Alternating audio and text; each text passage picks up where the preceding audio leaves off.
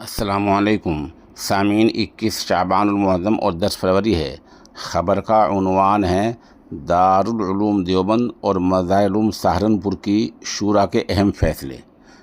پہلے میں دارالعلوم دیوبند کا فیصلہ سنائی دیتا ہوں، اس کے بعد مظاہر علوم کی شورا کی جو میٹنگ ہوئی ہے اس پر تفصیلی روشنی ڈالوں گا۔ دارالعلوم دیوبند کے تعلق سے روزنامہ انقلاب میں ایک تفصیلی خبر چھپی ہے، جس کے مطابق کہ یہ اجلاس گزشتہ روز دارالعلوم کے مہمان خانے میں منعقد ہوا، جس میں ادارے کی مجموعی تعمیر و ترقی، تعلیمی نظام، انتظام اور داخلی پالیسی پر تفصیلی غور و خوض کیا گیا۔ اجلاس کے دوران اراکین شورا نے بدلتے تعلیمی ماحول اور زمانے کے تقاضوں کے مد نظر داخلے کے نظام کو آسان بنانے پر اتفاق کیا۔ اجلاس میں یہ فیصلہ لیا گیا کہ رمضان المبارک اور اس سے پہلے ملک اور بیرون ملک سے آنے والے ہزاروں طلباء کو سفر کی تکلیف اور لمبے انتظار سے بچانے کے لیے داخلہ فارم آن لائن جمع کرانے کا نظام نافذ کیا جائے گا۔ دارالعلوم دیوبند میں جو اب داخلے ہوں گے وہ آن لائن ہو جایا کریں گے، اس سے طلباء بڑی تکلیف سے بچ جائیں گے۔ لیکن دیوبند کے ہوٹلوں کا کیا ہوگا، اس پر بھی غور کرنا ہوگا، کیونکہ یہ نئے طلباء آ جایا کرتے تھے اور دیوبند والوں کے ہوٹل خوب چل جایا کرتے تھے۔ اب کیا ہوگا یہ دیکھنا ہوگا۔ اس کے ساتھ ہی دارالعلوم دیوبند کی ویب سائٹ پر داخلے کی تمام تفصیلات اور اپڈیٹس، جو کچھ نئی چیزیں ہوں گی وہ وقتاً فوقتاً جاری کی جائیں گی۔ مجلس شورا نے اس سلسلے میں شعبہ تعلیمات اور شعبہ انٹرنیٹ کو مشترکہ طور پر جلد از جلد اس نظام کو مکمل طور پر لاگو کرنے کی اور جاری کرنے کی ہدایت دی ہے۔ دونوں شعبوں نے عملی کام شروع کر دیا ہے۔ اجلاس میں نئی قومی تعلیمی پالیسی اور تعلیمی اداروں کے لیے نئے قوانین پر بھی سنجیدگی سے غور کیا گیا۔ اس موقع پر اس فیصلے پر بھی مہر ثبت کی گئی کہ آئندہ تعلیمی سال سے اول عربی، دوم عربی اور سوم عربی میں نئے داخلوں بند رہیں گے، ان پر پابندی عائد کر دی گئی ہے۔ اسی طرح دورہ حدیث شریف میں طلباء کے تعداد میں مزید اضافہ کرتے ہوئے 100 نشستیں بڑھانے کا فیصلہ کر لیا گیا، جس کے بعد اب دورہ حدیث میں 1200 سے زیادہ طلباء زیر تعلیم ہوں گے۔ الحمدللہ۔ اجلاس کی پہلی نشست میں تعلیمی اور انتظامی امور کو مرکزی اہمیت دی گئی۔ شعبہ تعلیمات کی جانب سے سالانہ تعلیمی کارکردگی کی رپورٹ پیش کی گئی، جس پر اراکین شورا نے تفصیلی تبادلہ خیال کیا۔ ذرائع کے مطابق اجلاس میں تعلیمی ترقی کے ساتھ ساتھ محاسبی نظام، تنظیم و ترقی، تعمیرات اور دیگر داخلی معاملات پر بھی سنجیدگی سے غور کیا گیا۔ تمام اہم شعبوں کے نظماء نے اپنے اپنے شعبوں کی رپورٹس پیش کی، جنہیں ضروری ترامیم کے بعد اور کچھ تبدیلی کے بعد منظور کر لیا گیا۔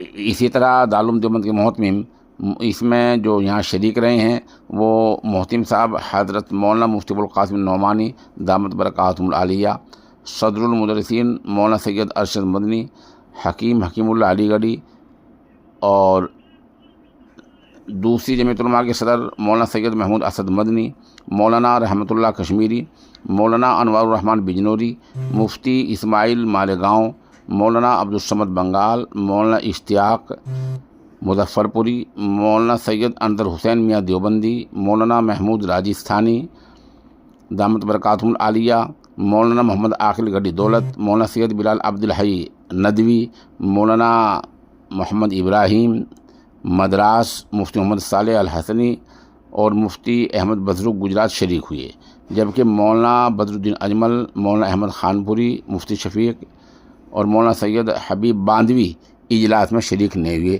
یہ دارالعلوم کی رپورٹ ہے۔ اب آپ مظاہر علوم کی رپورٹ سنیں۔ مظاہر علوم کے تعلیمی سال کے اختتام پر حسب معمول شورا کا اجلاس مدرسے کے دارالمشورہ میں منعقد ہوا۔ اجلاس کی صدارت حضرت شاہ حکیم محمد کلیم اللہ علی گڈھی نے کی اور بحیثیت سیکریٹری مولانا مفتی سید محمد صالح الحسنی نے اجلاس کی کارروائی چلائی۔ قاری محمد عرفان کی قراءت سے اجلاس کا آغاز ہوا۔ ایجنڈے کی دفعات کے مطابق سب سے پہلے سابقہ کارروائی کی خواندگی کے بعد پیش آمدہ مسائل پر غور و خوض کیا گیا۔ ارکان شورا نے اس کی توثیق کی کہ مولانا پیر ذوالفقار نقشبندی، مولانا مختار الدین صاحبزادی، مولانا سید محمد عاقل سابق ناظم و شیخ الدین مظاہر العلوم، مولانا صغیر احمد کرناٹک، حافظ عبدالرؤوف مینار صورت، اہلیہ مولانا محمد اللہ سابق ناظم مظاہر العلوم وغیرہ کے انتقال پر دعائے مغفرت بھی کی گئی اور تجویز تعزیت منظور کی گئی۔ آڈٹ رپورٹ پیش ہوئی اور اراکین نے اس پر اطمینان کا اظہار کیا۔ مدرسے کے تعلیمی شعبہ جات کی رپورٹ مدرسے کے سیکریٹری نے پڑھ کر سنائی۔ اس کے بعد آئندہ تعلیمی استحکام کے لیے اس پر اہم فیصلے کیے گئے۔ مکاتب دینیہ کی رپورٹ پر ارکان نے اپنے اطمینان کا اظہار کیا۔ ناظم مکتب کی سفارش پر آئندہ تمام مکاتب میں تعلیم بالغان کی اجازت دے دی گئی اور اس سلسلے میں ناظم مکاتب سے اصول و ضوابط مقرر کرنے کے لیے کہا گیا۔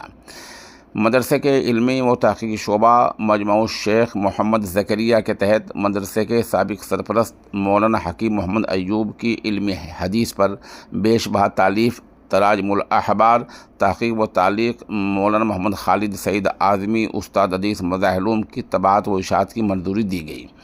اسی طرح مدرسے کے شعبہ نشر و اشاعت سے مولانا احمد علی محدث سہارنپوری کے سوانحی و علمی احوال پر مرتب کتاب اور مولانا شیخ محمد یونس جونپوری رحمۃ اللہ علیہ سابق شیخ الحدیث مظاہر العلوم کی تحقیقات و نوادرات پر مشتمل کتاب الاوائل کی طباعت کی بھی منظوری دے دی گئی۔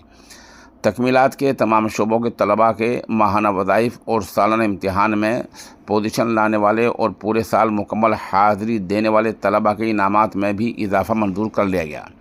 مدرسے میں طلباء کی بڑھتی ہوئی تعداد اور نظام تعلیم و تربیت کو مزید مستحکم کرنے کے لیے مجلس شورا نے مولانا مفتی شعیب احمد بستوی کو ناظم دارالاقامہ مقرر کیا ہے اور انہیں پابند کیا ہے کہ وہ دفتر اہتمام سے ملنے والی ہدایت کے مطابق کام انجام دیں۔ شعبہ قرات کے استاد قاری محمد حسان اور ناقل فتویٰ مفتی محمد لیاقت کا استقلال منظور کیا گیا، یعنی چند مہینے یا کچھ سالوں کے لیے جو مدرس عارضی رکھے جاتے ہیں ان میں 2 یہ بھی تھے، اب یہ مستقل ہو گئے ہیں۔ اجلاس شورا میں حکیم محمد کلیم اللہ علی گڑھی، مفتی سید معصوم ثاقب رائے چوٹی، مولانا عبدالقوی حیدرآباد، مولانا رحمت اللہ باندی پورہ، مولانا زہیر الحسن کاندلوی، حاجی محمد ابراہیم منیار صورت، مولانا محمد ساجد کاشفی اور مولانا مفتی محمد طاہر بحیثیت ناظم مدرسہ شریک رہے۔ مجلس شورا کے اجلاس کے بعد مجلس تعلیم کا اجلاس مدرسے کے رکن شورا مفتی سید معصوم ثاقب کی صدارت میں منعقد ہوا۔ مجلس تعلیم نے طے کیا ہے کہ شعبہ تخصص فی تفسیر کے طلباء کے لیے مقررہ موضوعات پر مقالہ جات لکھنا شرط ہوگا اور اس مقالے کے نمبرات ان کے اوسط نمبرات میں شمار کیے جائیں گے۔ اس طرح شعبہ تفسیر کے طلباء کو حضرت شیخ الہند حضرت تھانوی رحمۃ اللہ علیہ کے تراجم قرآن اور مفتی محمد شفیع رحمۃ اللہ علیہ کی معارف القرآن کے مطالعے کا مکلف بنایا گیا ہے۔ ابتدائی عربی درجات کے تعلیمی استحکام کے لیے مفتی محمد صالح نے حضرات اساتذہ سے مشورے کے بعد 8 گھنٹوں پر مشتمل ایک نصاب مجلس میں پیش کیا۔ غور و خوض کے بعد مجلس نے اسے منظوری دے دی۔ فارسی تا عربی سوم کی تعلیم کے نگراں مولانا محمد معاویہ سعدی کو مقرر کیا گیا ہے کہ وہ صدر مدرس کی ہدایت کے مطابق نگرانی کے امور انجام دیں گے۔ ابتدائی عربی درجات کے ماہانہ امتحان کو ختم کر کے مجلس تعلیم نے طے کیا کہ شوال اور ششماہی امتحان کے درمیان صرف ایک امتحان ہوگا، اسی طرح ششماہی اور سالانہ امتحان کے درمیان ایک امتحان ہوگا۔ مجلس تعلیم نے طے کیا ہے کہ تمام نتائج امتحان خاص طور سے ابتدائی عربی جماعتوں کے نتائج کمپوز کرائے جائیں گے اور اسے بروقت آویزاں کیا جائے گا تاکہ کامیاب طلباء کی حوصلہ افزائی ہو اور کم نمبرات والے طلباء کو آئندہ محنت کرنے کا جذبہ پیدا ہو۔ اس مجلس میں مولانا مفتی محمد صالح، مولانا مفتی سید معصوم ثاقب، مولانا مفتی محمد طاہر ناظم مدرسہ، مولانا محمد یوسف صدر مدرس، مولانا محمد احمد استاد مدرسہ شریک رہے۔